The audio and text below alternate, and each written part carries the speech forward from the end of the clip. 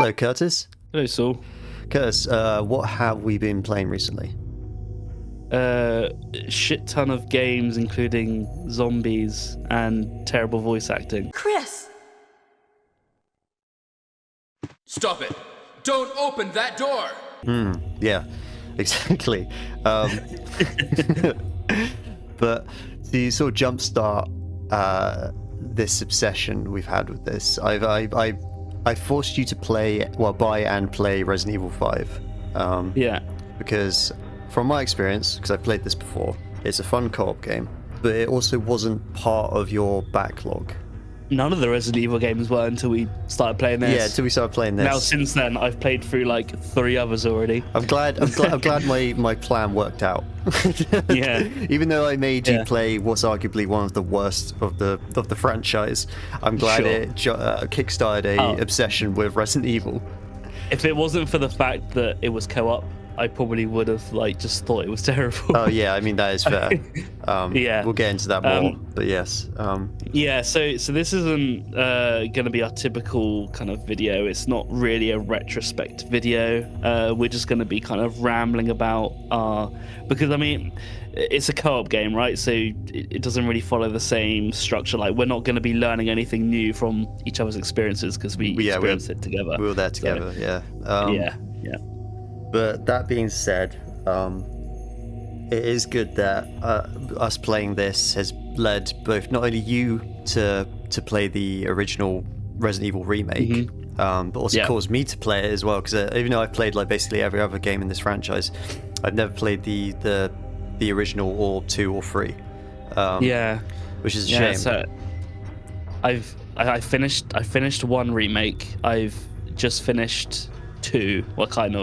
I finished like a whole like A and B playthrough, and that was good. Now that I'm used to tank controls on that, I might go back and just play the original. One, just because like the voice acting now is just so funny. Yeah, it is. No, it's good as well you say about the tank controls because the series didn't let go of tank controls until Resident Evil 6 because like technically Resident Evil 5 and Resident Evil 4 have tank controls. It's just there it's true. From a different perspective. It's no longer fixed camera. It's just, So, which is quite unique to at least these 2 games, Resident Evil 5 and 4, because no other game that I can figure off the top of my head does that. Not as well, anyway. It's one of those things where you really forget that it is tank controls. When I was playing 5 at least. Yeah. Obviously it didn't feel normal, but it didn't feel so alien. Yeah. I guess the hard thing to get used to with tank controls, at least in the fixed camera ones, is that it's kind of hard to orientate yourself like when you're looking at yourself from like a different perspective, whereas if it's from behind, then it feels a bit more natural. Yeah, sure. That and the fact that like you can't move and shoot, so you really have to pick and choose and commit when you're gonna fire your gun. So. Well, yeah. Speaking of that, part of the pre-development for this game, and how I feel about this game in general, because I feel like it doesn't quite know what it wants to be. Like you'll definitely know what I'm talking about when you play through Resident Evil 4 and 6, because this is like the halfway line between the 2 of them. Yeah.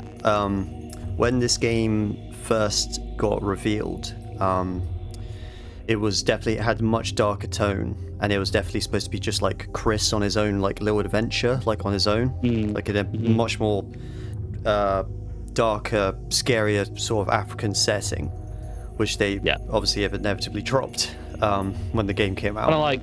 Have you played Max Payne 3? Yes.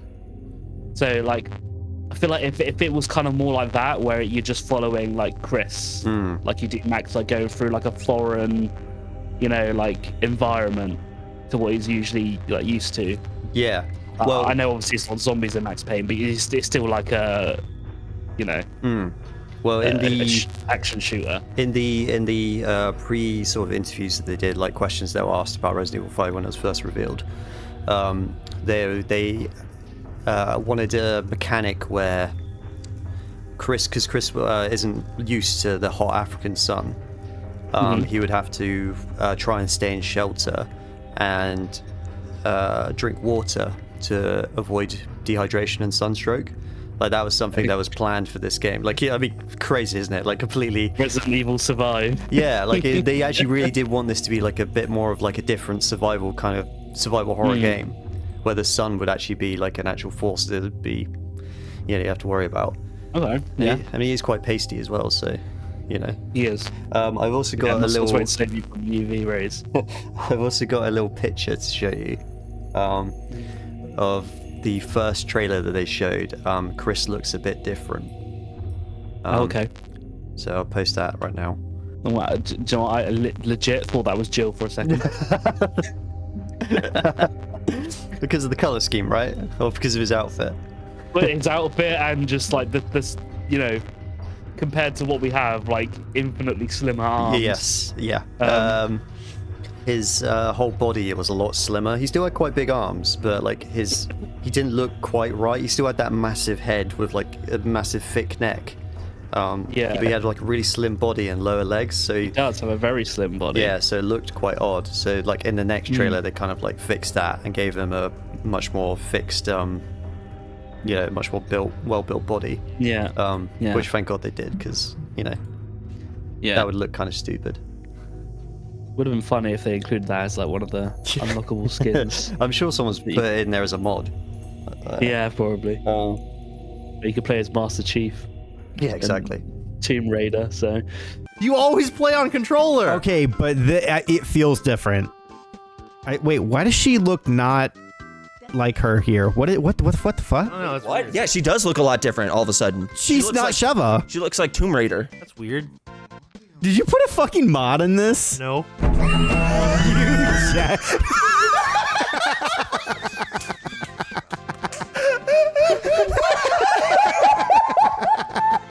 But yeah, that's like how they initially prompted the game to be. Also, he was supposed to be on his own. There was no... like a lot of the trailers showcased quite a lot of enemies on screen, which for the most part made it over to the final game. But if you were playing it on your own, it would have been like a ridiculous amount of enemies at the same time. yeah. Which brings me on to my theory about how Sheva's in it. There's a couple of reasons I think Sheva's in it. Because she didn't pop up until like the third like trailer that was announced. So clearly they were kind of just like making it up as they go.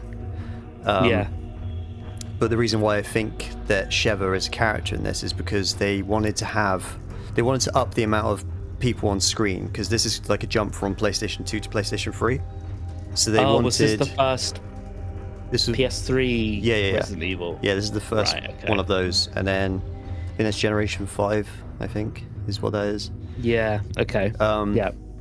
So they wanted to up the amount of enemies that they could put on screen, but at the same time, if they did that, then they'd have to balance the enemies to be a little bit stupider to make up for that, and that probably didn't work. So I think they added Sheva as a way to, counteract and be able to have all these enemies on screen at the same time. Yeah. That's my theory anyway. I haven't experienced, so obviously if you're not playing this game co-op, then Sheva or Chris. No, it's you always play as Chris, right? If you're single player. Yeah, I think once you complete it, you can play as Sheva. But whoever you're not playing as will just be controlled by an AI, and I haven't seen it firsthand, but I've heard that it's just terrible. It's notoriously bad, yeah. They don't do anything. Yeah, there's a couple points in the game where her AI straight up like doesn't do what it's supposed to do. What was it? You know the section that we did with in the mines when one person's supposed to carry the torch, and the other person's supposed to fight them. Yeah. Ours came out a bit different, but I will talk about that in a minute. But yeah, apparently you have to hold the torch because her AI doesn't know how to like follow you from behind with the torch. I mean, it goes to show that this really was supposed to be a co-op game. Yeah.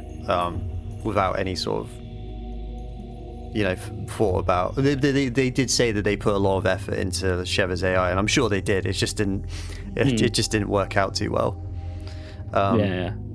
That reminds me, when we did that section when we played the game, because of the mods that we used. It wasn't that dark, was it? It wasn't really? that dark. There was something that like upped the brightness because I used a mod to get rid of the sort of horrible brown filter that those games from that era were famous everywhere. for. But like I think it overdid that section, so the challenge was completely gone from that bit. Yeah. Not that it's a particularly good bit anyway, but yeah. No. There are a handful of bits that actually stood outside. This is actually really cool and like unique, but there were also a lot of places, parts of the game where I was like, okay, let's move on. Let's move on to something different. Yeah.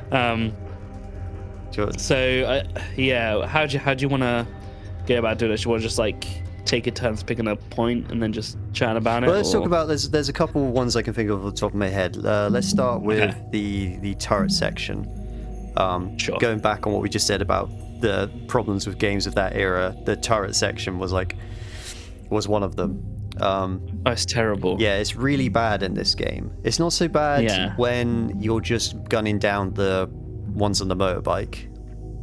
It's a bit annoying. Yeah. But there's at least a bit of challenge to it in that you have to, take out the ones that are getting close to you before they, throw Molotovs or axes or what it is they do. But the main problem of it came from the boss fight that you do later on. Yeah. And you don't know this yet because you haven't played Resident Evil 4, but that boss is ripped straight from Resident Evil 4. Well, from what I've heard, there's a lot of things that are just straight ripped from 4. A lot of ideas are, yeah. The bit at the start of the game when you're running away from the executioner and you got to wait for the helicopter to like blow the entrance up so you can carry on. Or whatever. That is straight out of Resident Evil 4. Yeah, done much worse. Yes. Oh god, it's so good. I can't wait for you to play Resident Evil 4, man. Yeah, I'm looking forward to it. I'm looking forward to like all of them. Yeah, to be honest. definitely 4 because that's like my favorite. That's one of my favorite games of all time. It's funny because like as someone who hasn't played a lot of them, I'm like really looking forward to playing 3 remake after playing the original just to see how much they gutted. Yeah, I'm looking forward to playing. Just to get why everyone hated it so much. I can't wait to play 3, having played the remake for free. Yeah, That would like completely change my. Well, actually, I already have like a pretty mid opinion of it anyway, so yeah, we'll see. It will be cool because I'll have the perspective of playing the original, then the remake, and you'll have the opposite way around. Yeah, pretty much actually. Yeah. But yeah, going back to the boss fight. So that's the only time like a straight like asset has been ripped from Resident Evil 4 and put into Resident Evil 5. It's legit the same model. Yeah, all they've done is given him a beard and given him more stuff that comes out of his body. Right. Okay. And in Resident Evil 4, it's a great boss. Like it's really good. You fight it on foot. And there's like a little like bonus bit I'm not going to ruin, but like where you get like a little bit of help as well. But you'll see it when you get there. Yeah. But yeah, in this you're literally just stuck in place while this giant comes towards you, and you got to shoot it as it shows its like bare feet at you to try and kick you. And It's so stupid. It's like no one in their right mind would just stay in the car. Yeah. Like you would just run away. But these two are just like, nope. I'm gonna shoot it, and then every time you go to do something, I'm just gonna duck into the car, and somehow I'm fine. Yeah. Is this the first game that did QuickTime events? No, Resident Evil 4 did them as well. Okay. It's interesting because I do want to talk about the QuickTime events, but not just yet. Yeah. But yeah, the QuickTime events in this one were like you had to dodge. It takes like a pylon, doesn't it? Like, and it uses it as like a little bat, but it takes the power line, like pole. But for some reason, he doesn't try and hit the truck. He tries to sweep it at your like level so you can duck underneath it. Yeah, which is interesting. Makes no sense. Yeah, it's so goofy. It is goofy. Yeah. It's a very forgettable boss. How long did we just did it? We fucked up once, I think. We fucked up twice. Oh, did we? So it went on way longer than it had any right to. Oh yeah, there's no like mid checkpoint, is there? No, if you fail it, I think we failed it towards the end at one point, and then we had to, just had to do it all over again. And the nature of the quick time events in this game, like it's just a combination of two different like button inputs. So a lot of the time in these bits, you just end up like hovering your fingers over these 4 buttons and then just like spamming all of them. Yeah. Whenever it goes to attack. This game was definitely like one of the early sort of PC ports because, they didn't really think too much about the placement of the button prompts. Because No. what was it? It was A and D. That's fine because your It was fingers. A and D, and then it was F and V. That was it. F and V. A and D. That was the worst one. A and D makes sense because that's where your hands are. That's where your fingers are naturally on a keyboard. But F and V, that's awkward. Yeah, it's really awkward. That's not something that your people are used to. If they did Q and E, that would be better. Q and E and A and D. Yeah. That would be a lot better, wouldn't Yeah, it would. it? And again, like on controller, it's a lot better because it's like A and X or B and Y. Like you only have to move your thumb a little bit to do either one of them. But yeah, I guess that's definitely one of the worst portions of the game. I'm curious, what's your other one that you don't like? I really don't like the section when you're just going around on the boat in the like swampy areas, like with all the crocodiles and stuff. Yeah, I guess we kind of like we didn't really spend too much time doing that bit. No, it's just a bit of a pace killer. like it has another kind of like, it's not a turret section, but like you're just on the boat moving and you have to shoot the guys that are trying to blow your boat up. Yeah. That's also like just a bit naff. We died a couple times to just like something was blowing the boat up, but like we just couldn't see what it was. Yeah. So yeah. I feel like this game also doesn't know how to do pacing properly.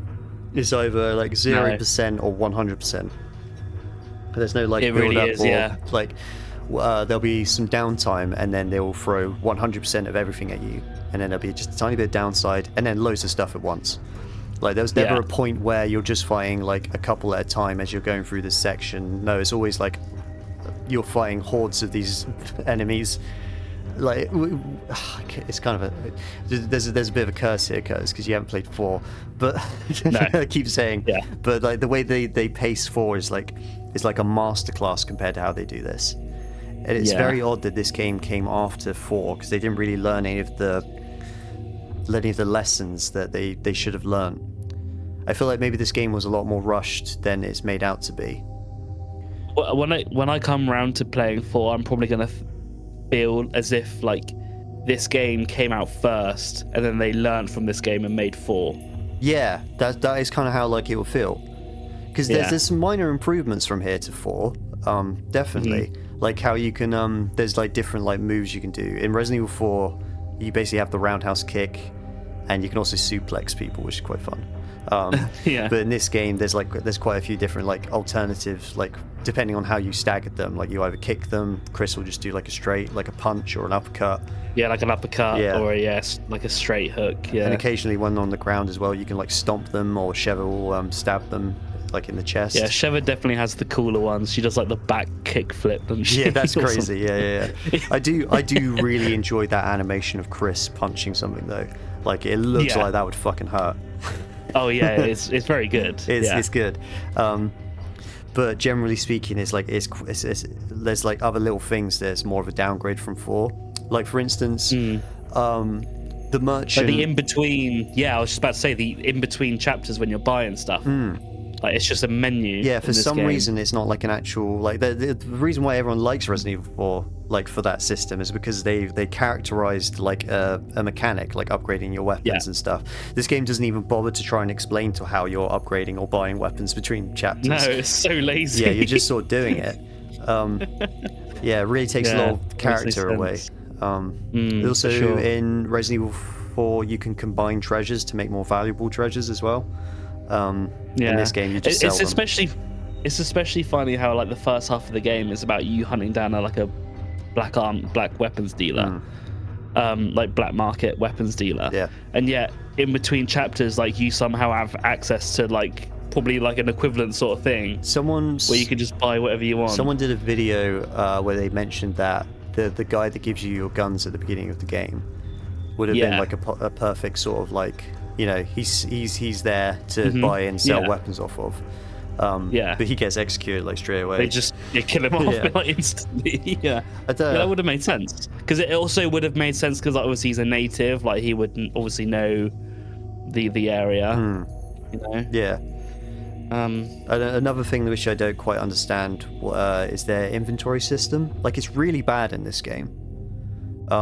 It's the worst. Even though it's the most slots, it feels the most constricted of all the games I've played. Well, ironically, it's not because again, you haven't played 4. This is not it's not the most amount of slots you get. 4 gives you way more. And this game kind of expects you to have like a large roster of weapons as well to use between the two characters. Yeah. But yeah, you've only got 9 slots, so that gives you probably about 3 weapons, because then you got to hold the ammunition for those weapons, so that takes up another 3 slots, but minimum. And then you've got. It's not like you can just hop to an item box and get stuff out when you need it. Like you just always have to have what you want on. And then if you didn't bring it into the chapter with you, then either deal with it or restart. Yeah, basically. Yeah, so you then only have like a few extra slots left for like healing and grenades. Oh, and God forbid if you like pick up this is like really annoying. Here's the scenario we got into a few times.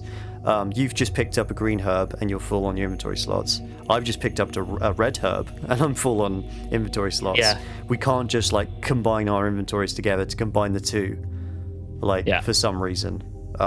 Yeah, the lack of inventory space kind of made me just actively avoid a lot of the game's mechanics. Like I never really dabbled with grenades like, at all. Yeah, grenades. I was like, good. I can't afford the space. Yeah, which isn't a problem like Resident Evil 4. Like you still have like an inventory that you have to worry about and manage, but at the same time you can still have like a selection of weapons, a variety of grenades, healing items, that sort of thing. But in this game, you're so limited. Yeah, I didn't like it. So you're playing through 0, right? Have you finished it? Oh no, I've only really just started 0. Okay, how are you finding the inventory system in that game compared to this? Yeah, it's weird because I don't know if we're going to do a video on 0. I think we will, but these two are the contenders for worst inventory that I've played so far. Yeah, because I simultaneously quite like Resident Evil 0's way of doing it, but also don't like it at all. Yeah, me too. It's got I agree. I really like that you can leave stuff on the ground instead of like just destroying it, because obviously that's silly, isn't it? But if you had that and an item box, it just would have been so much better. That would have been so much better. Yeah, for sure. Because now you kind of have to strategize between like, I mean, it kind of makes like the ink ribbon system kind of stupid, because like you would just leave the ink ribbons next to the typewriters. Yeah. So what's the purpose of me grabbing them just to leave them there? I even would have been fine if it's the exact same way it is, but the nature of 0 is I know this isn't even the game we're supposed to be talking about, but the fact that you can only put a certain amount of items on the ground in the same room. Oh, is there a limit? Means that there's a limit. So you could put a certain amount down, then they'd be like, you can't put any more items here. So you just have to just like awkwardly move into the next room and then just start stashing in there. Oh God, I got that to look forward to then. Christ. Yeah. Well, yeah. But anyway, back to 5. So yeah, like I said, we're talking about like how like it loses quite a lot from Resident Evil 4. Like a lot of the key things that I enjoyed that like added to the charm of the game. One thing which I think the game has by default, which might have been modded out with one of the mods that we got, is that in Resident Evil 4 and this one as well, every gun has like a laser sight on it. And I think the mod that we had turned that off and turned it into a crosshair instead. Well, it's interesting because throughout our playthrough, whenever you aimed at something, I could see your laser dot. Yeah, I could see yours. But I didn't have one. Yeah, I think the mod must have messed that up, and I wish we turned that off because like the laser sight is so good. Yeah, so there isn't usually a crosshair. No, it's there just a isn't. laser sight. Yeah. Oh, that sounds really good. Yeah. It really it's a really good way of doing it. which it annoys me that like other games don't do this. Like when you're playing a third-person shooter, Dead Space did it as well. Like you have like a little laser sight to see. It really puts you into that.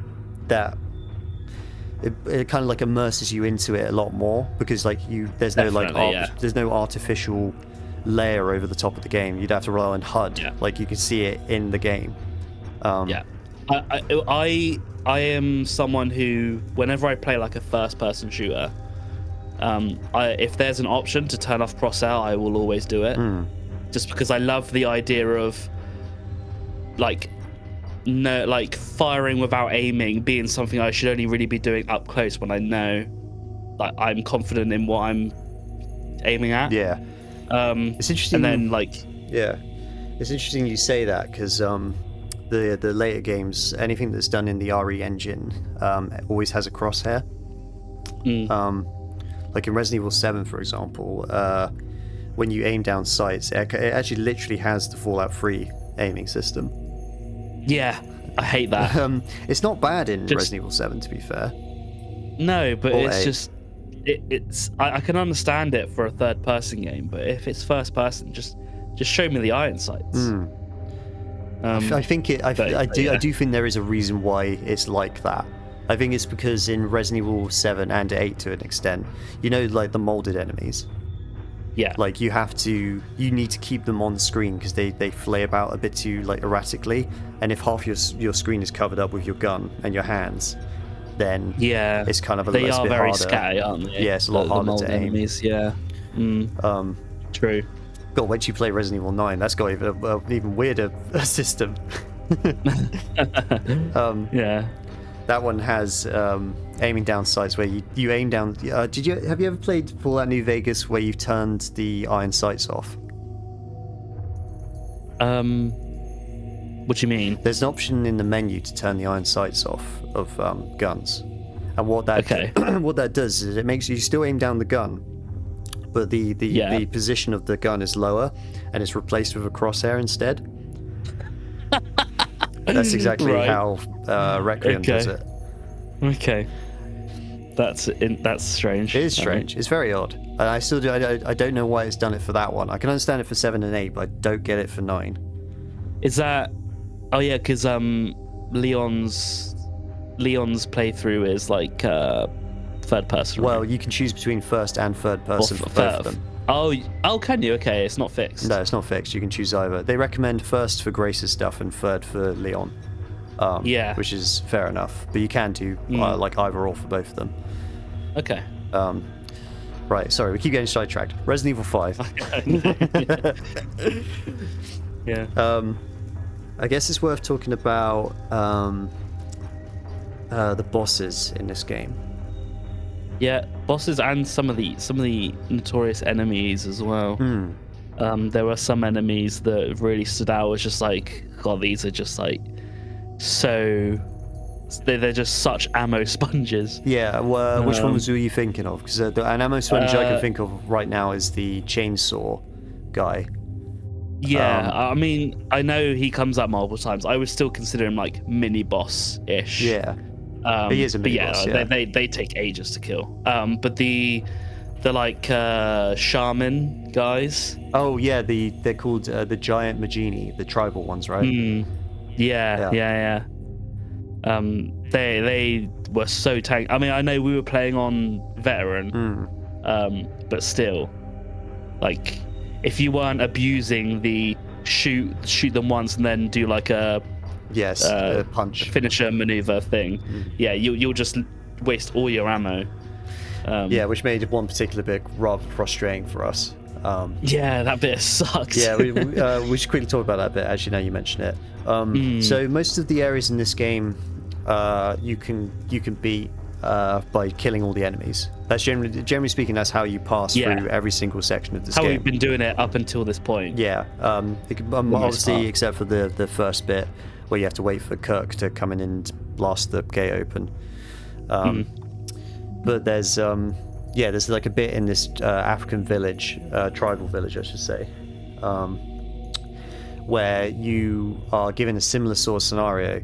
but you will soon run out of ammo. At least we did on veteran difficulty, where you'd run out of ammo. Yeah, we had to retry this like a good probably like 5 times or something like that. It took us a long. It's the bit where you have to lower a bridge to get to a hut so that someone else can go and then unlock the other side of the door that's next to where you lower the bridge. Yeah. And then carry on from there. At least 3 of our deaths were because of that fucking bridge. Yeah, yeah, because the guy who's the person who's holding the bridge down has to stay on it, because if you let go, then the bridge will just collapse and you can't go forward. And if you get knocked by an enemy, then you will drop the bridge. Yeah, so you have to make sure that you have enough distance between the infinitely spawning enemies so that they don't hit you. Yeah. And even then, like sometimes we've both cleared the bridge fully, but still we'll just die if the bridge lowers. Yeah. So if you're like even at the edge of the bridge, like just after where the bridge like collapses, the game will plonk you right in the middle, and you will collapse and fall to your death. Yeah. It's so fucking frustrating. It really is. It's annoying because you really want to just kill them all and just like do it peacefully. Every other time the games give you that option of like, oh, you can do this section quickly if you you can run past everything if you want to, but you can if you clear everything out. For some reason this game just doesn't give you the option to do that. Yeah, it's quite backwards because up until now, like, you've been not incentivized, but you've been rewarded for clearing stuff. Like with the chainsaw or the executioner, like if you're able to take them out, like you'll get like an extra reward. But there's just no extra reward here. It's just do it quickly and efficiently as possible, or you're just going to be out of pocket. Yeah. But anyway, yeah, that's definitely one of the more frustrating enemies, is that giant tribal guy. I'd say for the most part the bosses are fine, but I don't think they're as memorable as some of the others in the series. No, some of the designs were cool. I thought the crab, the giant crab in the laboratory elevator was pretty cool. That was a cool boss. Yeah, I like that one. It was it mainly because of the fact that it's just hilarious how it just spewed out bullets, but for you to kill it with. Yeah. Constantly. It knew it was a damage, like a bullet sponge, so it would drop shotgun shells and stuff. Like just throw up shotgun and magnum shells and all that stuff. Yeah, I do enjoy that. To take it out, you stun it and then throw like a grenade in its mouth. All the fucking things it's dropping, man. What the fuck? It really wants us to kill it. So much I can't even pick it up. Please kill me. Please. Like, that's fun. Yeah. That is probably the best boss fight of the game. Now I think about it. Yeah, because it was as fun as my favorite one. As fun as Wesker is, I think mechanically his sucks. It's terrible. It's a terrible boss. Yeah, it's just elevated by Wesker being Wesker. It's only saved by Wesker. Yeah. If it was anyone else, like, it would just be terrible. There's one boss which we did have to skip over. Quite a notorious boss. Oh yeah, you just rocket launched it, didn't you? Yeah.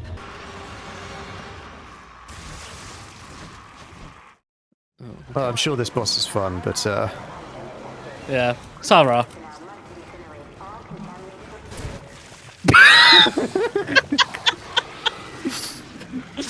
I might have completely eliminated my health by doing that. That was fucking point blank. Yeah. It's the first Ouroboros. Well, it's not the first one you come across. It's another one of the ones that. It's the one. Is it like after you go through all like the sun god stuff? Yeah, I think it's just after that. You get into the lab, and then there's this one that Wesker shows to you as like a little demonstration. But the reason why we couldn't do the boss is because I looked up beforehand, and because we were using a mod to let us play at a higher refresh rate. 120 hertz. That's the limit, by the way. It was 120 hertz. Any higher than that, and then the game just completely breaks. But because we were playing at like a high refresh rate, apparently this boss is just not killable.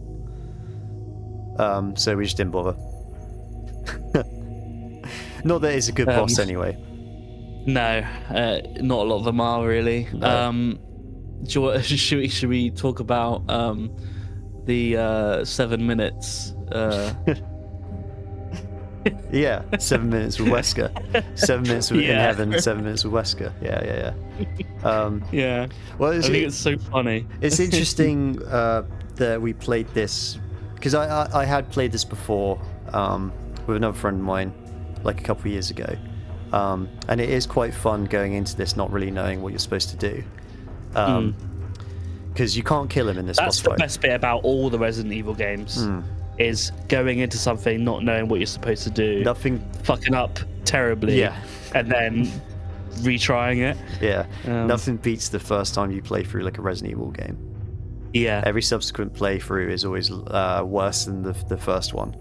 Like heroin. In some ways, but in other ways, like it's also better because like you now that you know all its tricks, you can just try and just like breeze through it as quick as possible. It's clever that these games give you like how long it took you to complete the game, like on the first try, and then when you then play for it a second time, like that number is almost always like half of what it was before. Yeah. But yeah, going back to this boss fight, it is funny if we didn't know what it was, because like you are supposed to attack him. Yeah. And I don't know if you've ever seen the gif of it. If you fire like a few bullets at him, he looks at you and then wags his finger like no. No, I haven't seen that. It's very funny. But because I already knew how this worked out, I was like, right, we just gotta like run away from him. Found you! Found you! There you are! He hasn't found me at all. Yeah. So we just literally just AFK'd for Yeah. however long it takes. I don't think it actually is 7 minutes. No, it is. There's 3 ways to take him out. You Okay. can either actually defeat him, which is possible. Is it? How do you do that? It's more of a new game. It It's just- plus type thing where Oh, you like when you have like all the all the shit. Like you have like a rocket launcher, you can fire at his feet and things like that.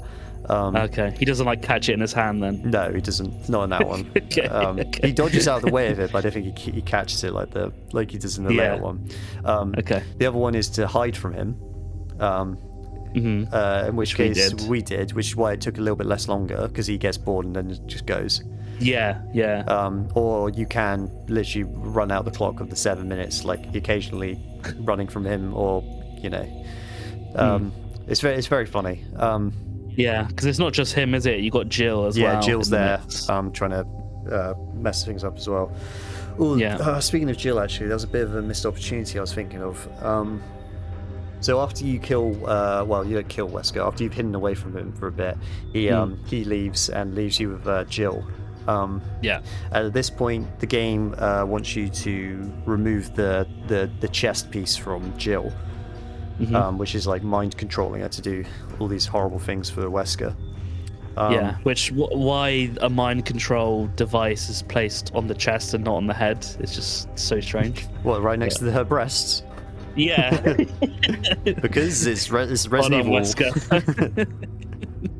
Look, they programmed boob physics for a reason, guys. They're going to use them, right? Yes, it's true. If it was, there's also that fucking the other villain lady, Excella. Oh, Excella, yeah, we'll get to her. But anyway, yeah, with this system, Jill's blonde now. Jill is blonde now. For no reason. There is like a file that mentions why she's blonde. Okay. It's not much of an explanation. It's just for some reason the stuff that she gives her to enhance her, like all the experiments she done with her. Apparently, it bleached her hair. Of course, yeah. I'm sure. Yeah. But anyway, that whole section, you're supposed to stun her by shooting her in the chest and rip it from her. Yeah. It is quite a fun section of the game. I quite enjoyed that bit. Yeah. And you can do it really quickly because she does like a little backflip off the balcony, and if you run down there behind her, you can just hold her down, and someone can shoot her in the chest. I've seen it in the speed run. Yeah. It's very clever. Quite funny. Yeah. But anyway, I was it's also thinking, very easy to kill her if you just don't shoot the right spot. Yeah. You just keep shooting her, she will just die. Yes, so that's one of the things that can happen is like if you fuck up too much, she dies, and then you have to respawn from the checkpoint. But I was thinking, big old missed opportunity there. They should have done it like they did with Resident Evil 1 with multiple endings. You got a good ending and a bad ending. Yeah, 100%. There's 100%. Because think about it, you have like your Barry/Rebecca replacement with Josh, right? Yes. So he's like, there's that section where Josh is like opening doors for you and blah blah blah, and he can die in those sections. So that would have been a good one to like, oh, if he dies there, then you know you don't get the good ending or whatever, or the perfect ending, or or like we said with this Jill one, if you accidentally kill her, then the game just has to go on. Maybe you leave the volcano, but there's no rocket launcher to take out Wesker, so you just leave and he's still alive. Yeah, somehow, like it still just baffles me how they thought that some bio like material being is able to withstand like a literal volcano lava. Yeah, I mean, look, it's bad enough that Chris and Sheva can stand just slightly above a volcano and be completely fine. Yeah, they'll like punch a fucking boulder. I suppose that's not the first time that's happened though, because the same thing happens in 2, which I just found out today. Oh yeah, what's that?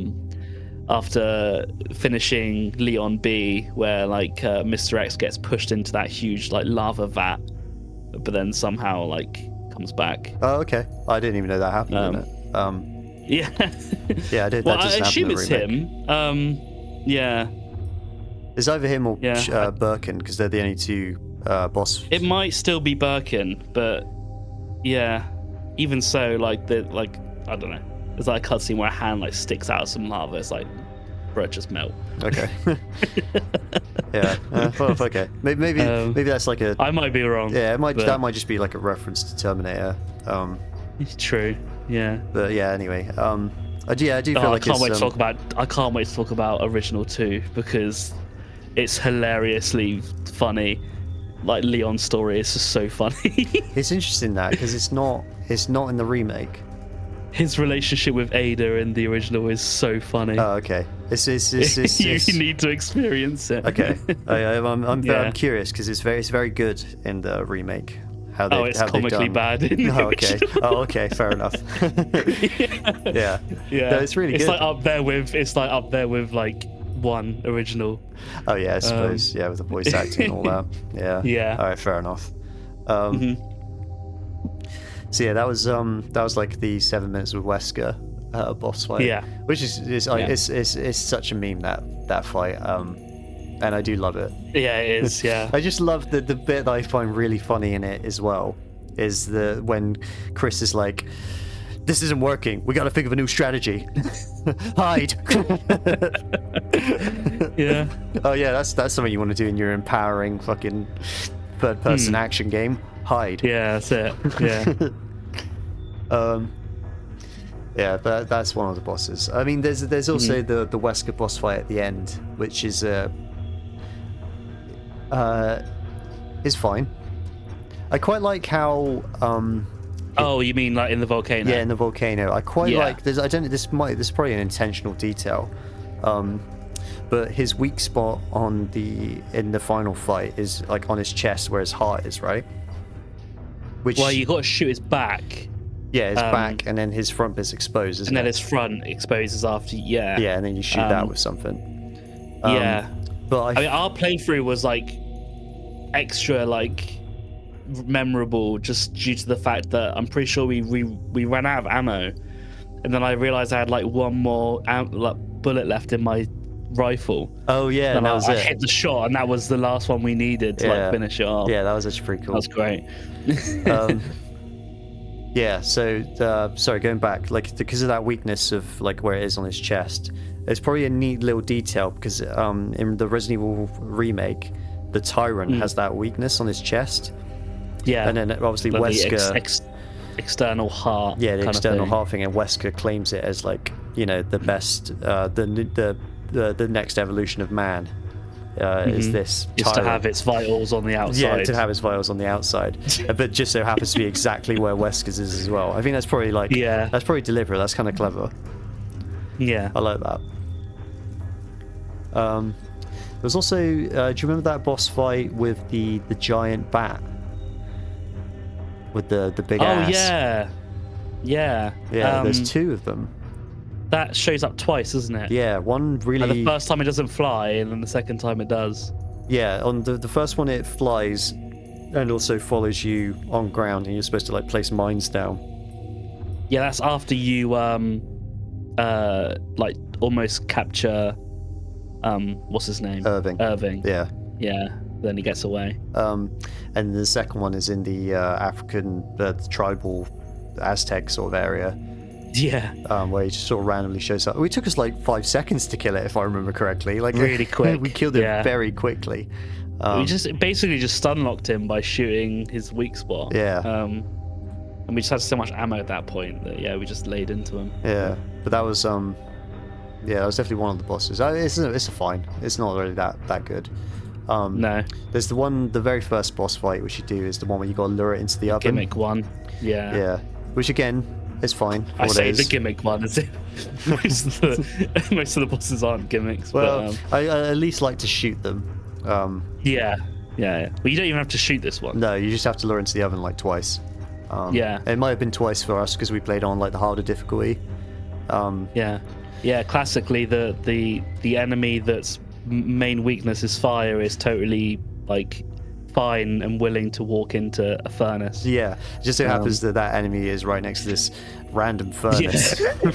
How convenient. The conveniently placed furnace. Because you fight it again, but we rocket launched that version of it. And how you're supposed to fight that one is you're supposed to pick up a flamethrower on the wall, blast it with fire, and then recharge the flamethrower. That's how you're supposed to do it. The other boss that we haven't talked about is the one that Excella turns into. She turns into that giant flower thing. Yeah. Again, biggest boss in the game. They always have like one giant boss in these games. Yeah. I mean, there's also the Irving fight on the boat. Where he turns into like the giant shark thing, whale. Yeah, I forgot about that. Oh my God. That's a good fight as well. Yeah, that's fun. That's a bit more turret section as well, but you have to come off the turrets every now and then. Yeah. That's the example of like a good turret fight. Yeah, because you have to position but you can actually yourself get properly. on and off like whenever you want, and there's an explanation of why you can't just run away because you're just on a boat in the middle of a huge like river. So I guess that might lead us nicely into something else I want to talk about. Is how like this game's.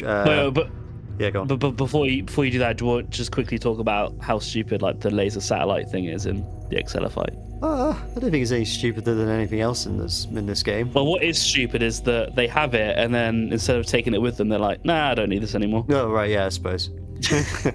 Oh yeah, this laser targeting the satellite. Yeah, just leave it on the boat. that could be useful. No, I don't think so. Just leave it there. Just in that random thing on the deck. Yeah, fuck it. Yeah, that's stupid. Yeah. But going back to the Irving fight, something that this game really desperately wants you to do is take it a little bit more seriously than you do 4.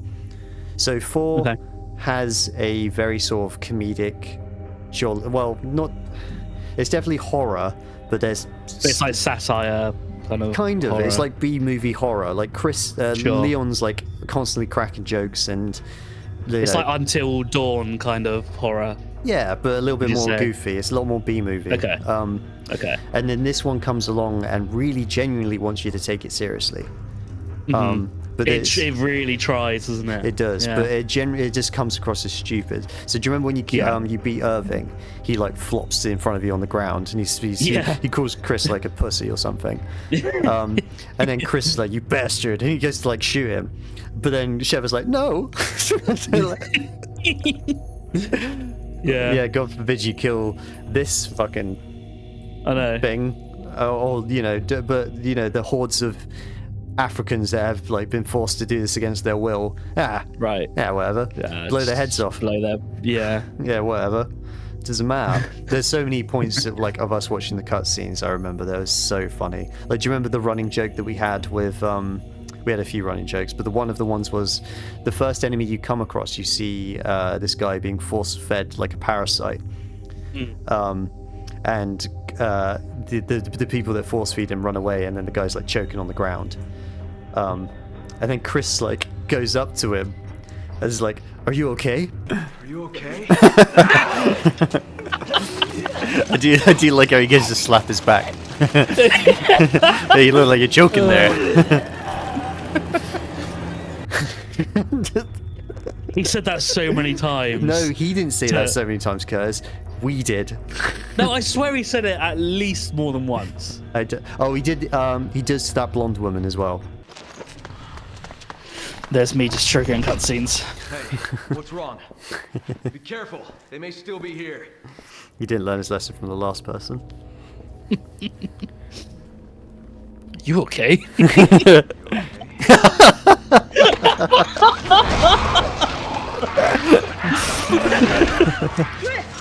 Yeah. Yeah, because that's right. He says because she saw the blonde woman. Because she saw. That's such a weird bit of the game where they put such emphasis on this one woman, but she just doesn't even matter. You don't even have to fight her. You can just skip it. You can skip it, but she's supposed to introduce you the ones that their heads blow off and like the parasite comes out. Yeah, Again, that's some of the right, Resident Evil 4 does as well, but it's like dragged out as a cutscene in this one.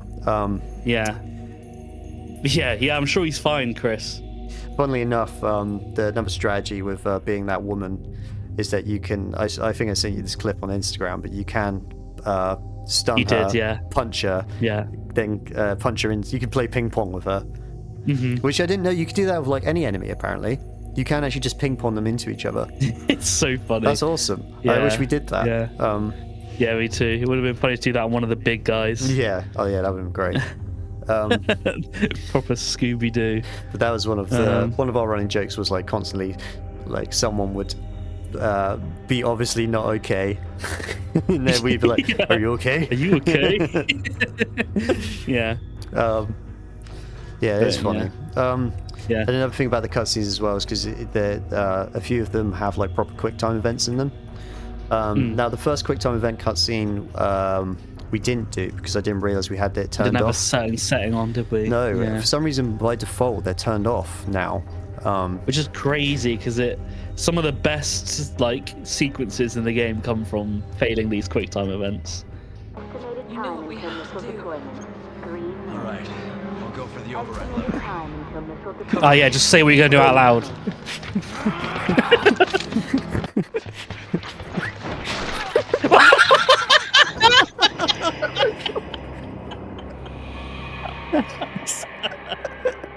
That's brilliant. Yeah, see, I had to let you see that one.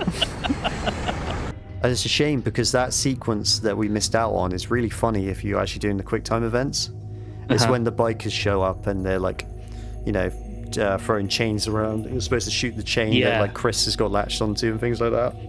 Yeah. So when we were watching it, I was like, hang on a minute, something's not right here.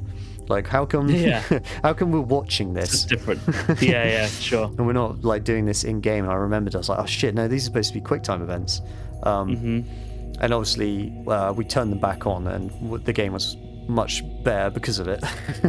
I mean, if you're gonna have QuickTime events in your game, just make it so that if you fail them, at least like you just get a payoff of something hilarious. Oh yeah, happening. yeah. Like they do in this game all the time. Yeah, that's what I mean. There's like, generally speaking, I think QuickTime events are shit, and I'm glad they're dead as a format. However, this game and 4 are kind of fun with their QuickTime events. Yeah, I mean, I feel like games like Expedition 33 are like the evolution of QuickTime events. Oh yeah, but that whole game is like kind of like supposed to be like that. Yeah, exactly. Like they took that idea and they actually made it like good, which is crazy. I still need to play through that. Yeah, we will at some point. Definitely we will need to play that. Yeah. But yeah, so actually, speaking of QuickTime events, they're saying that they're a dead thing, right? Guess what? What modern day Resident Evil game has QuickTime events? Well, the Requiem? No, Resident Evil 3 Remake. Oh, does it? Okay. That's I just remembered. Actually, that's one of the reasons why people don't like it so much. Yeah, what the hell? Yeah, there's none in They like were really 2. out of touch when they made that one, weren't they? Yeah, they what were. What happened? Like, they smashed 2 Remake out of the park.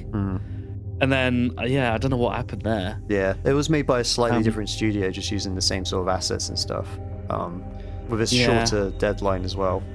Yeah, I wouldn't be surprised if it was like just upper management being like, oh yeah, we got this new engine. Come on, we need to pump out these games quick. The thing is that the cool thing about the new RE engine is that, well, not new, it's like almost 10 years old. Is that No, but they use it for everything now. Like Monster Hunter. They can knock out everything. games quick in this. Mhm. Like, think about how many Resident Evil games have come out just in the last like 10 years because of that engine. I know. Yeah. It's so Mad. clever how they do it. Like they I know how they make 7, individual 8, 2 remake, 3 remake, 4 remake. 4 remake, Requiem. Yeah, Yeah, it's mad. that's crazy. Imagine any other franchise having that many like great games come out in Yeah, like like a such a short GTA. time. Yeah, literally. Yeah. I know that's got nothing to do with like their engine. It's just But yeah, that's like a good engine can really like go a long way. Really can. Like I know that like one of the cool things about the RE engine is that you can like you can 3D scan stuff and like just put it straight into the game. oh, that's so clever. Yeah, you that's watched how- that video that I sent you, didn't you? Yeah, because that's how they built 7, isn't it? Just by doing that. Yeah. Yeah. They got like 180 cameras, and they just like took pictures of everything. God, and some grim fucking shit in Resident Evil 7 as well. So like, Yeah. having to like have Yeah. that. Oh God, imagine. But yeah, anyway, and it looks flawless as well. Like they've barely had to like improve upon like the visuals of the engine, and it still only looks slightly better than what 7 looked like, which Yeah. came out like 2017. Oh, 7 holds up so well. Yeah. Yeah. I guess. Oh God, you've seen all the DLSS 5 stuff, right? Yeah, it's terrible. Oh God, I can't. How dare they use Resident Evil 9 as an example? I know. That's disgusting I know. what they did to that. It's so bad. They gave Leon makeup. Like what? What? Yeah, they gave what's her name? Grace. Grace, just a full on just like facelift, Yeah. like Botox job. Yeah, with like shit tons of makeup on her face. Made her eyes bigger, nose job, And chin. what's so silly about that is the context of her going to that hotel at the start of the game is like that's literally the start of the game, right? Yeah, I imagine so. I have like, no idea. Like, I what won't tell anything you. is I about, won't tell you why she's going there, but I'll tell you right Yeah. now, she wouldn't be wearing makeup. Sure. Yeah. She wouldn't have thought, oh yeah, I better put on some makeup before I do this. Like, no, Yeah. no, she ain't doing that. No. Oh, I refuse. I mean, for one, there's no way I'd ever be able to afford or get my hands on the hardware necessary to run DLSS 5. Well, it basically cemented in my head the next graphic card I'm going to get is not going to be an NVIDIA. Yeah, because forget Yeah. that. I'm not having Yeah. like AI generated like slop instead of like No. actual well thought out construction of art. Well, that's ridiculous. Yeah. I've heard that there's a lot of well, I say a lot. There's like a few companies in China that are like trying to break into the graphics card scene. They're not quite there yet, Oh yeah. but Well, it needs more competition. More competition is needed. Yeah, for sure. Yeah, I feel the same about like Windows as well. I want more competition for Windows and Apple Yeah. and all that stuff. Well, Linux is kind of like getting a lot more exposure thanks to like PewDiePie and Yeah, just the some general ordinary downfall. gamers and all that. Yeah. All those kind of channels. Yeah, and because of like the general downfall of Microsoft, thank God. Yeah. Yeah, that's true. Anyway, God, we're getting sidetracked. Sorry, Resident Evil 5. What were we even talking about before we led on to that?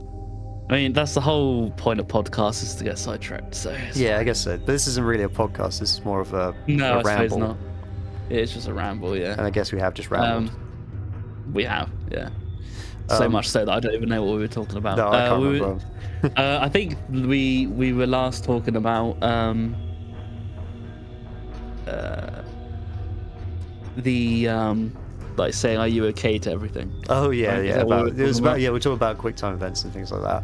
Yeah, quick time events. Yeah, because like they work fine in this game because of the co-op nature of it. Tell you what doesn't Yeah. work quite well for the co-op nature of this game. So in all Resident Evil games, like how they tend to flesh out the lore of the game that you're playing, they will put notes everywhere. Yes, Which has always been my favorite part of the games is to I've always read through all of them. yeah, because they're fun. Like there's some of the best written stuff's in there. Yeah, Like with Lisa Trevor and George Trevor in the first game. Yeah, you have a so you know how in 2 Ada's looking for John, Yeah. like because there's a note in 1 where it's a note from John to Ada, like Yeah. telling about, oh yeah, you need to do the self-destruct sequence and all this stuff. Yeah. And then you actually see her in 2, like all of that. You would never know those connections unless you actually like read the notes. Yeah, exactly. In the games, which is cool. And not only that, but you have to read that note because you need to know the password to that computer in 1. Yeah. But in this game, it doesn't really work because when you're playing co-op, the last thing you want to do is wait for each other to read a note. It's true. Yeah, Because not exactly. only do you have to wait for someone to read the note before you can continue, you can't both read it at the same time. Like someone has to read it, and then this person has to move out of the way, and then the other person has to read it. Yeah. Which is really stupid. And also, this game has the longest notes in the series. There's that one room, right, that has like 5 notes in it. Yeah. Towards the end of the game on the boat or something. Yeah. It's, how they thought any like co-op team would sit through all those. Yeah, I don't know. Crazy. Yeah, and they're the longest of the series as well. Like I remember I was skipping through it and I was like, oh my god, is this gonna end? Like, Yeah. it took like a good like 3 seconds of me just spamming the button to get through it. So yeah, that's definitely one of the other confusing sort of design trends that they had. Yeah.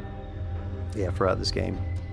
So going back to some of the enemies, they brought back lickers. Oh yeah, that's this in my game. notes as well, actually. Yeah. So I mean, they're not terrible in this game. They're annoying. Yeah, There's that one corridor that has like a million of them, which is just stupid. it is stupid. Which took us a few tries to Yeah. get past. Yeah, it's really fucking stupid.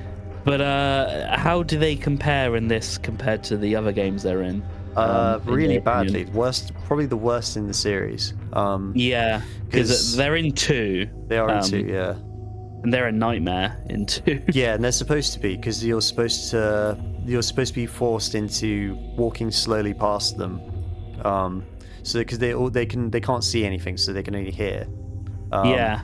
So to get past them, Which- you have to yeah. walk past, which you can do in this game.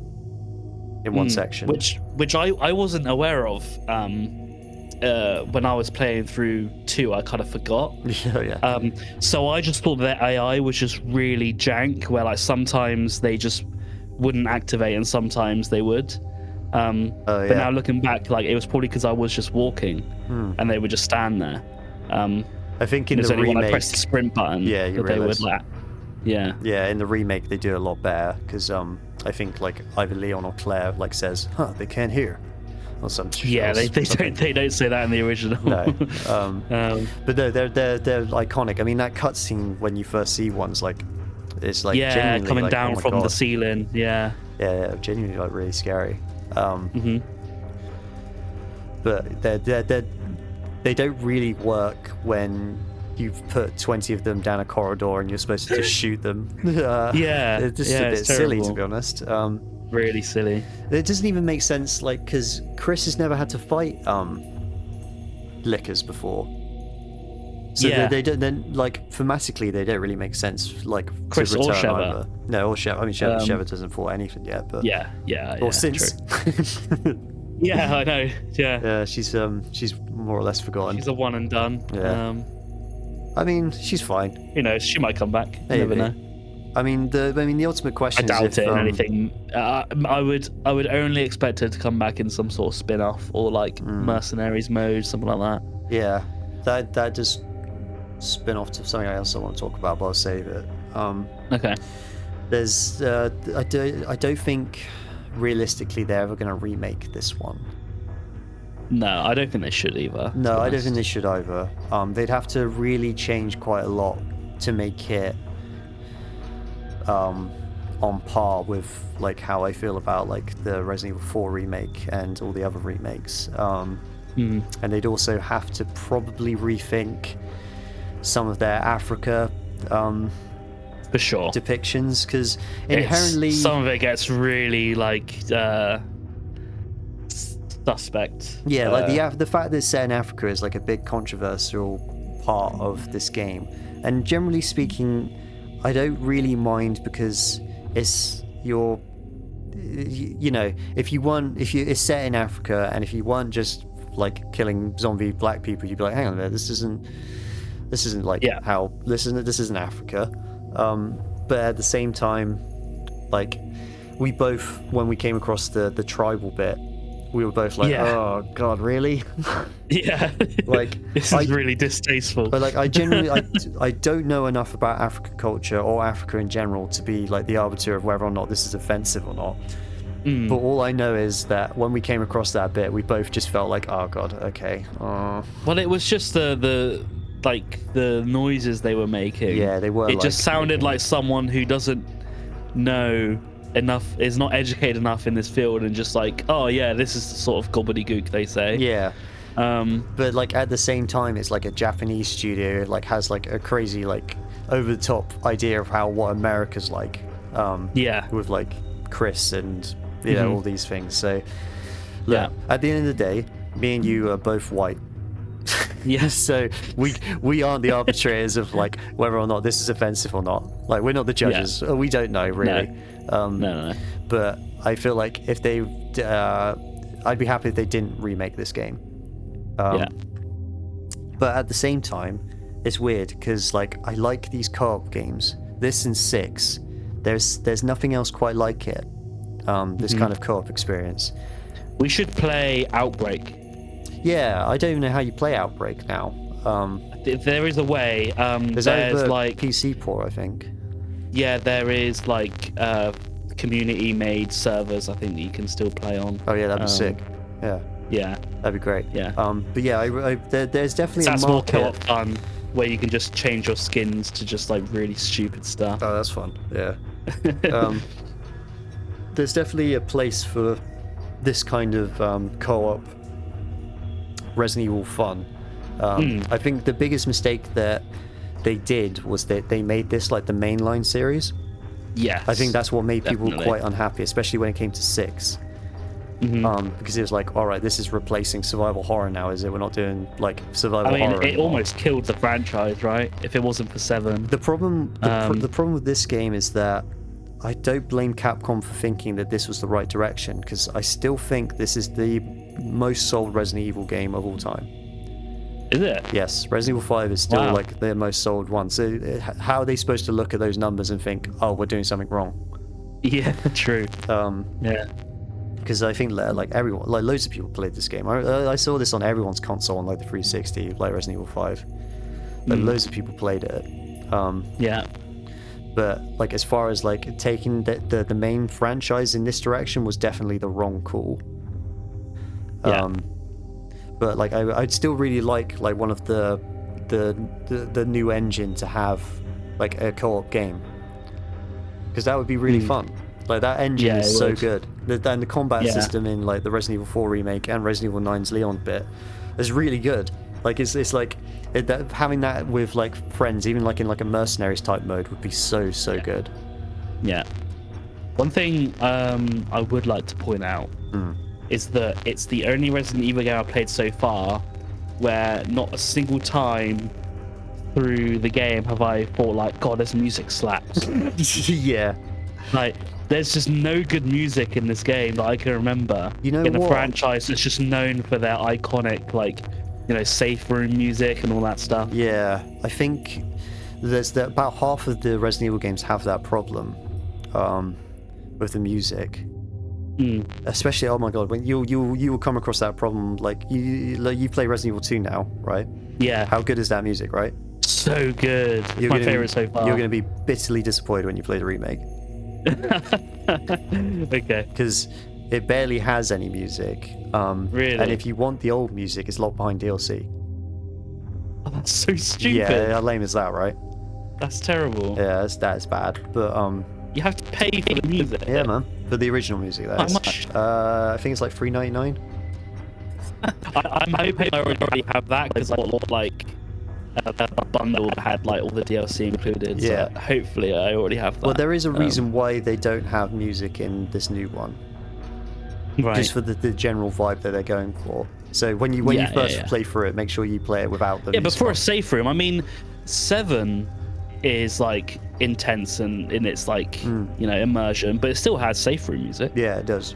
And I think it's good to have it. Like it's your only source of like reprieve. Yeah, seriously. And safety. Resident Evil 2. Oh well, this game doesn't have save rooms, does it? So that's like that's another thing they cut from the franchise. That but your in between like buying screen is your safe room, isn't it? and you just have checkpoints that come up on screen. Checkpoint got, which is like so out of like tone for the rest of the games. Does 4 have safe rooms? Yeah, typewriters still. No ink ribbons, but does have typewriters. Going back on what you said about like how you wouldn't play this in single player. Yeah, I probably will though at some point. Well, I want to put you off trying to get all the achievements. I'm not gonna achievement hunt this game. I was going to say because there are some multiplayer locked ones. I looked through them, and there's no way I'm doing that. Yeah. Yeah. I'll happily try and 100% like the remakes. Oh yeah, they're great. Any game that has multiplayer related achievements, I'm just not interested in. Yeah. 100%. And the multiplayer in this game, besides the mercenaries, but there are other ones that are just like rubbish. Yeah. Oh, you know what we should talk about as well before we wrap up? DLC? Yeah, the DLC. Yeah. So we skipped over one of the DLCs, and in that DLC you play as Jill and Josh. Jill and Josh. Yeah. Yeah. That sounds like a Nickelodeon show. Jill and Josh. Yeah. Where's Drake? Yeah. It's Jill now. So that basically covers the portion of the game where you split up from Jill when you save her. So she meets up with Josh, and then they go and find a helicopter. It's so stupid as well, that scene where it's like, you're the only one who can stop this. and then you're just like, help them then. Why are you running away? Well, it's funny because that cutscene basically implies that it's because Jill's a bit too weak, so she can't like help. But then that's where this DLC picks up, and she's fine. And she's completely fine. So I don't know. So dramatic, Jill. Yeah. We didn't play that DLC because I have played it, and it's a bit of a waste of time. You're just running. All I've heard is that don't bother with it. It's not good. There's one good DLC and this ain't it. Yeah, this definitely isn't it. Annoyingly as well, they bring back the executioner mini boss from the start of the game. Oh, okay. Even so, there's multiple of them, which kind of ruins the appeal of that first bit, is fighting that little executioner. Really cool design as well, that executioner. Anyway, let's move on. So we got the DLC Lost in Nightmares, which we did play. Yeah, this one's good. This one's cool. It is cool. I don't think it's quite as good as it could have been, but it is fun. So essentially, do you know what I think would have been great is if this should have been part of the main game, and you should have played through it when just before you have like the cutscene of how this DLC ends. That probably would have made sense. Yeah, maybe that would have been pretty cool. Or like an option, and then they could have afforded to like cut down a lot of the shit of the main game because they already have this extra amount of time now that they can just get rid of all of the useless chaff. That they just like put into this. I mean, to like extend the runtime. I don't think they thought of this being like they didn't think that this was going to be a DLC until they had to think about DLC, which is kind of cool. So, but like in hindsight, it would have worked a lot better. Great thing. Just to be able to play Jill at some point in this campaign would have been nice. It feels weird to have this climactic end to this like this 5 entry saga with Wesker being at the heart and core of it all, and not to have Jill be part of its ending is a little bit odd.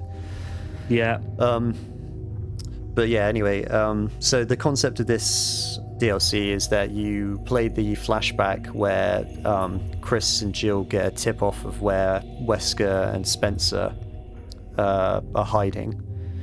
Another mansion, believe it or not. This is a castle. They have. Oh, is it? Yeah, okay. like this is Spencer's castle. He has so much like property. It's crazy. It's So many interesting. underground facilities and So the lore explanation is that this mansion is what the Resident Evil 1 mansion was based off of. Like that, Resident Evil 1 mansion was built because that was what Spencer's actual house looked like. But they tried to sort of like explain why there's so many weird fucking puzzles in it.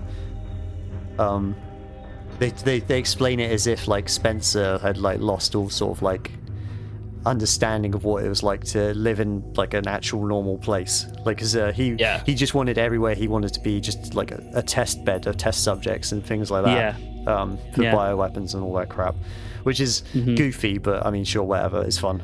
Yeah. Like, yeah, some of these puzzles are really goofy. yeah. 7 has the exact same explanation of why like they have like weird like ways of opening doors and things like that. But yeah, anyway, so the first part of this game is basically going through what is like the Resident Evil 1 mansion, looking for it's very passwords. similar in design. There's no enemies sure. anywhere, which was an interesting choice. So this is pure puzzle solving stuff, which is very rare for this game to have like any sort of puzzles in it. So what was the premise? You got to find passwords, isn't it? You've got to find like 3 scraps of paper that have these passwords on, that allow you to access like a computer in this room. So one of them is found in like a master bedroom on the 2nd floor. There's a cool bit when you're going through a corridor very similar to like the infamous corridor where the dogs jump through the window. Yeah. And instead of dogs jumping through, just like somehow these bats are strong enough to smash through glass. Yeah, I didn't think about that. And and then they just fly around, which is quite funny. Yeah. These tiny little bats can just smash through windows. Yeah, of course. Yeah, but you got to do some little puzzles to like get these 3 scraps of paper. One of them being you had to play the Moonlight Sonata on a piano. Was it Moonlight Sonata still? Yeah, it was Moonlight Sonata. Again? Yeah. Because Jill like comments like, I haven't played this in a while. Yeah. You had the privilege of doing that.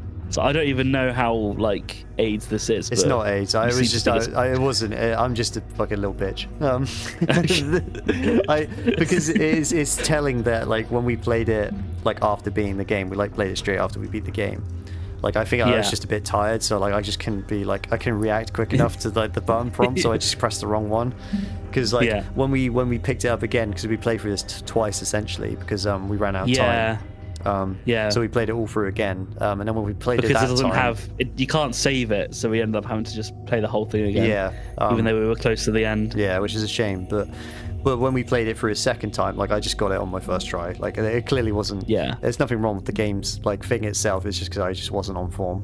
But it still made for some quite funny, like moments of frustration from me.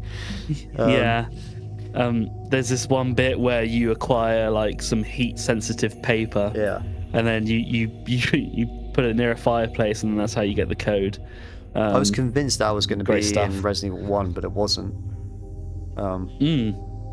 There's a kind of similar stupid bit in Resident Evil 1 where you got like to get the map of the 2nd floor, you got like use like a wooden board and light a fireplace. Oh, that is terrible. That's really bad. I didn't figure that out. No, I didn't either. I had to look up. I had to look up what that item was. So did I, because I played through it like multiple times at this point. I was like, what is this board for? I've never used it once. I tried it when in my... Oh god, no, we can't talk about it. Talk about it in the video. Yeah, talk about it. Yeah. So you do all that, and then you get access to the basement area. And well, when you activate the computer, like there's this room where the ceiling begins to collapse, or the walls begin to close in? It's like a little callback to the Jill sandwich bit in the Jill sandwich. Yeah, in the original and remake or whatever. Except this time it can be a Chris sandwich. It can be a Chris sandwich. A Chris. Chris Switch. Chris Switch. Yeah, sure. A crisp sandwich. That's Anyway. So basement time. Yeah, so you go to the basement and you're sort of put into this like little jail cell, like where I guess Spencer would have and all the Umbrella agents would have like used test subjects. Yeah. But you're introduced to the one and only enemy of this DLC. Well, it's technically two. There's those guys that play dead on the floor. They're just quick time events though, aren't they? They're not actually like enemies. Yeah, they're just there to jump at you and grab you, and you got like shake them off. A and D spam. Yeah. Now. Yeah, these enemies are cool. They these, are cool. I bet you would never be able to guess. What their names are? Yeah. No, I would never clue. Okay, you look at it. It's got chains hanging off of it. It's got a big old like sack coming out its back. It's got like a giant like that anchor eye on it. that's like a weapon. Oh yeah. So this enemy is called Blob. Blob. Yes. Blob.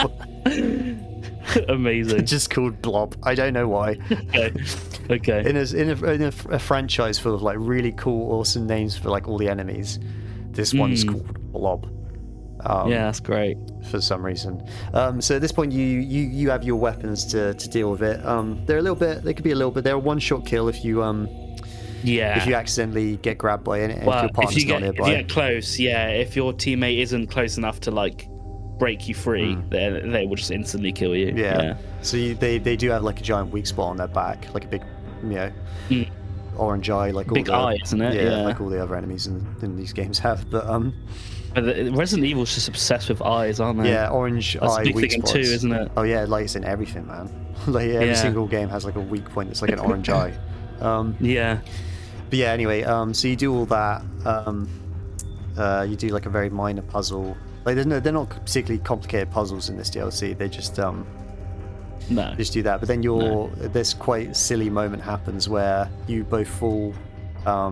Is it through a trapdoor or something like that? Yeah, you just conveniently lose all of your items. Yeah, for some reason you lose all your items all your except guns for are gone. your knife.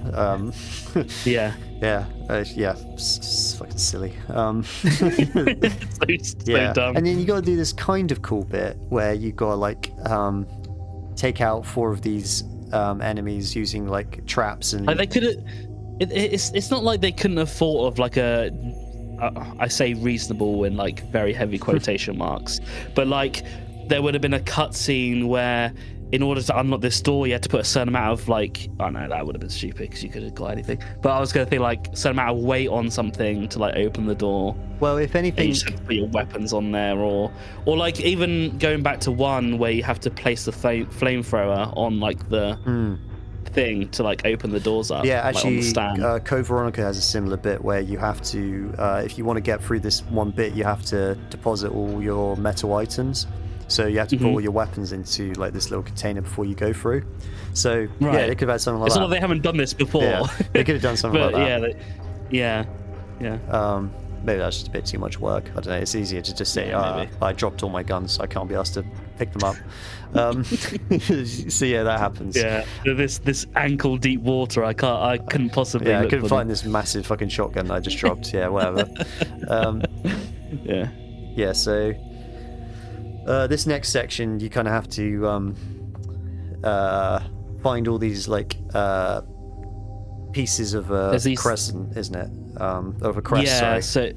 So there's a load of chests scattered around that have different coloured cranks in them, and each crank's colour is associated with a certain like hole you have to insert to raise the this like spike trap, and you have to lure these same big blobs underneath them.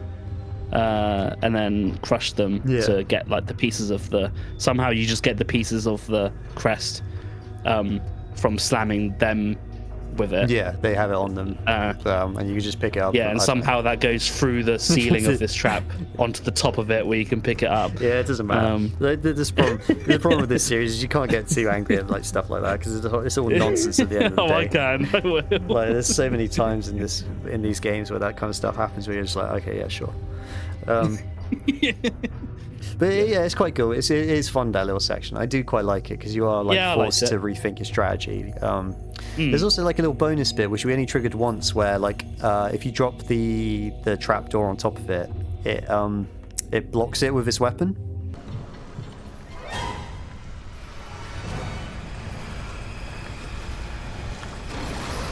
Lovely.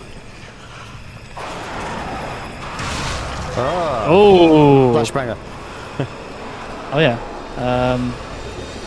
Have you got any? Why don't I have any flashbangs? I got one. Oh, there we go. Oh, okay. Okay, that's bollocks.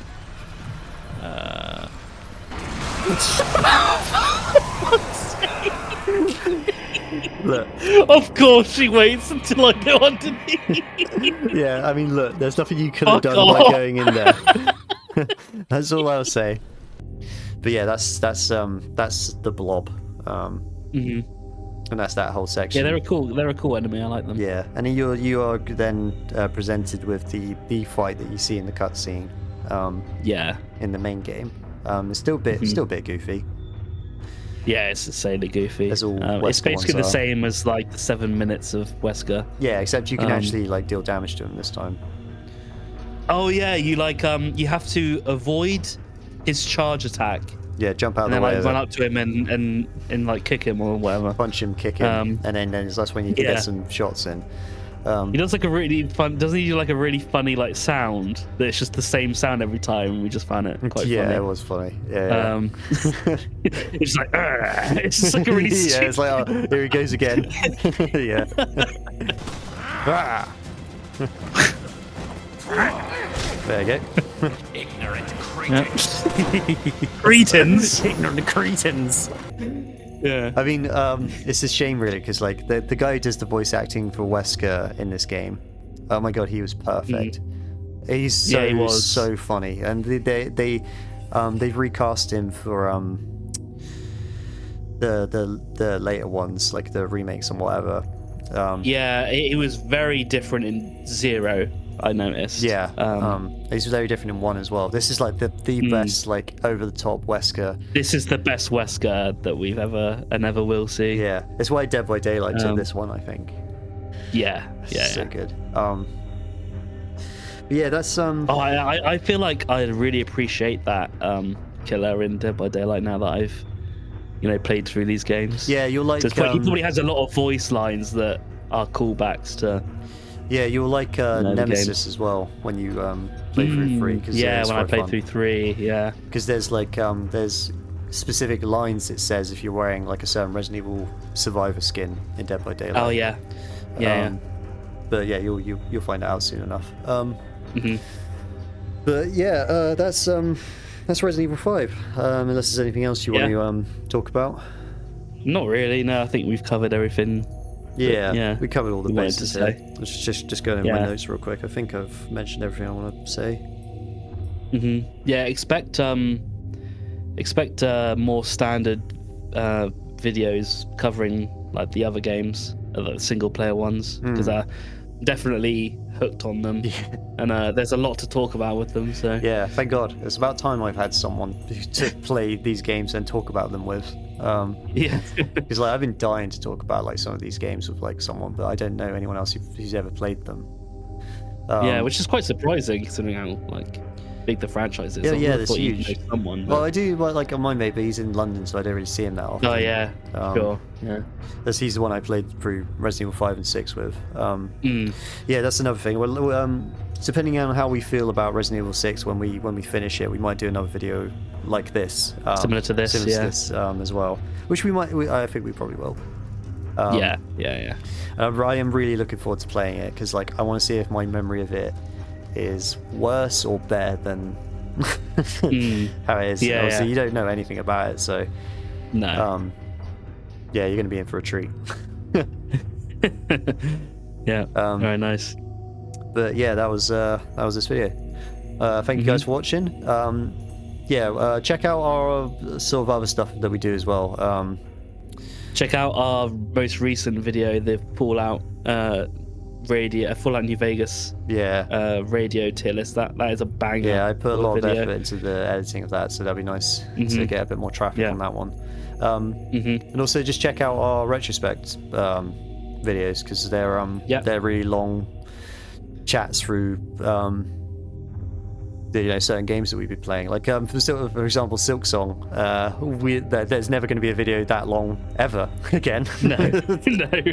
But 10 hours Hopefully. just talking about one game is quite impressive. Yeah. Some games just warrant that much discussion. Yeah. So yeah, please check those out. But until then, we'll see you next time. Bye. Bye.